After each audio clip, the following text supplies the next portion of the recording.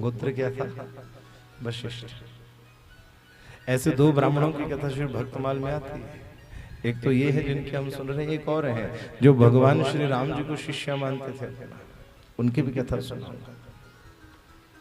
परंतु इन्होंने क्या भाव किया कि मेरा गोत्र है वशिष्ठ, और वशिष्ठ जो गोत्र है वो श्री राम जी के कुल गुरु हैं। वशिष्ठ जी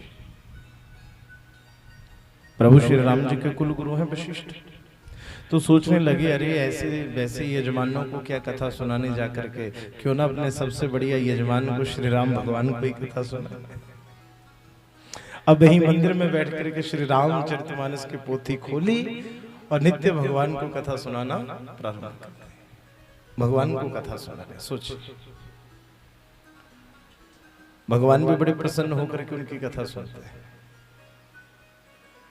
पंडित जी भी गदगद हो गए, क्या इतने बढ़िया यजमान मिले। और वहां हनुमान जी की भी प्रतिमा लगी थी, सीता जी विराजे थे, लक्ष्मण जी विराजे थे। तो श्री सीता जी लक्ष्मण जी प्रभु श्री राम बड़े प्रेम से कथा सुनते। और बड़ी विचित्र बात कि पंडित जी जब कथा सुनाने के लिए आते तो वो सब व्यवस्थित होता, जैसे यहाँ पर व्यवस्था होती है ना, सब कुछ व्यवस्थित होता। और वो व्यवस्था कौन करते?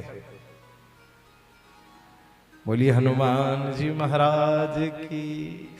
हनुमान जी ने उस कथा की संपूर्ण व्यवस्था करके दी। और पंडित जी ने, सोचिए, मंदिर में लोग आते भी थे दर्शनों के लिए, पर पंडित जी का किसी की तरफ ध्यान नहीं रहता था।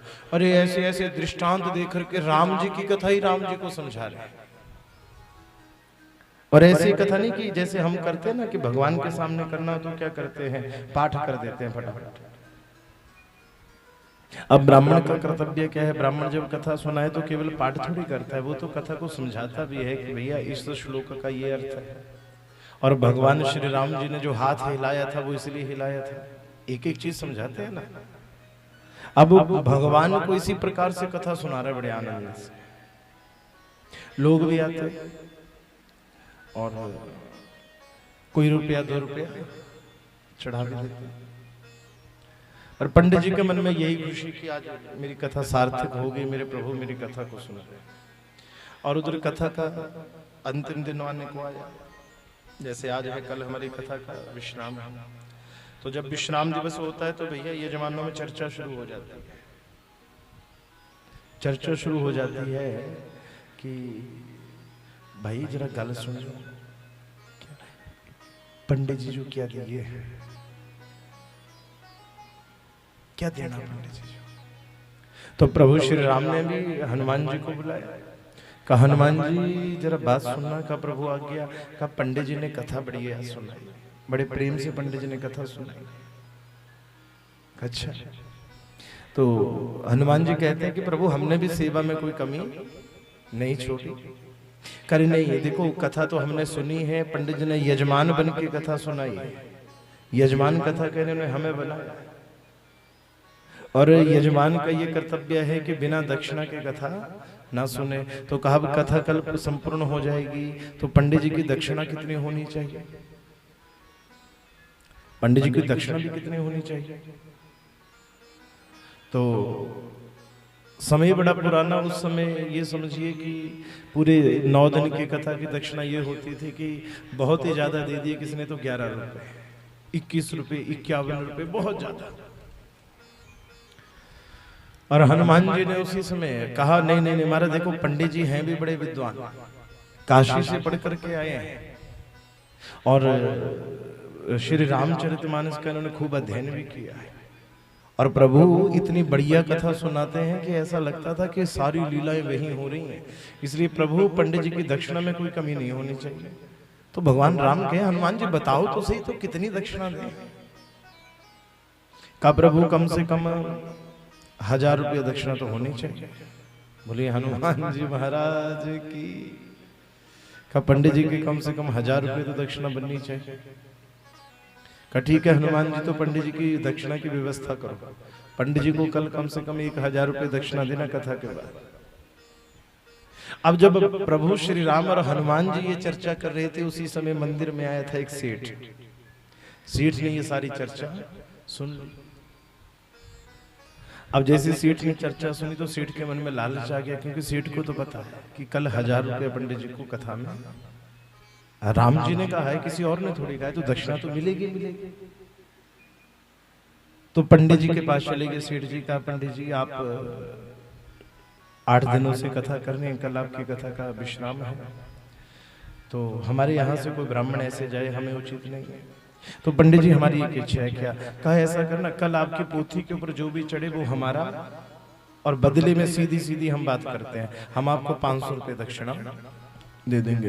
पंडित जी ने सोचा यहाँ तो रुपये 2 रुपये से ज्यादा चढ़ते नहीं, ज्यादा से ज्यादा कितने 5 या 10 रुपये चढ़ जाए, ये तो बढ़िया 500 रुपये मिल रहा है। तो पंडित जी ने कहा ठीक है।